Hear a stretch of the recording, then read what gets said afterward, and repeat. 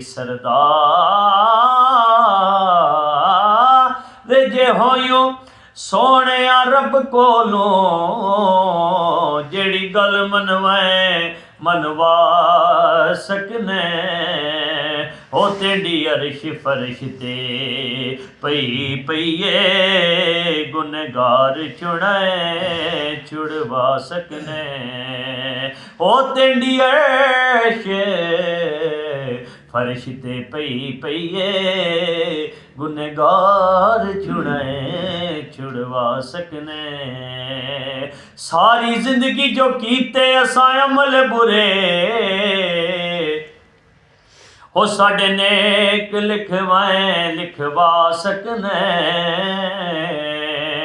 असां आसियां ते दीवानियां नूं जदों चावें कोल बुला सकने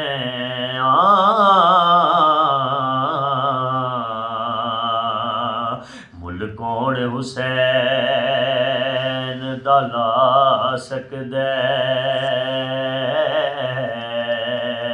मेरा पीर बड़ा अनमोल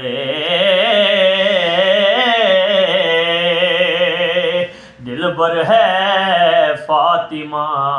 ज़हरा दा हैदर दा सोहना ढोले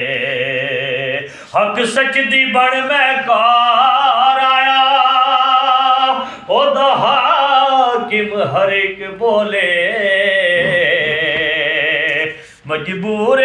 हुसैन नू ना समझी हर चीज हुसैन दे कोल मजबूर हुसैन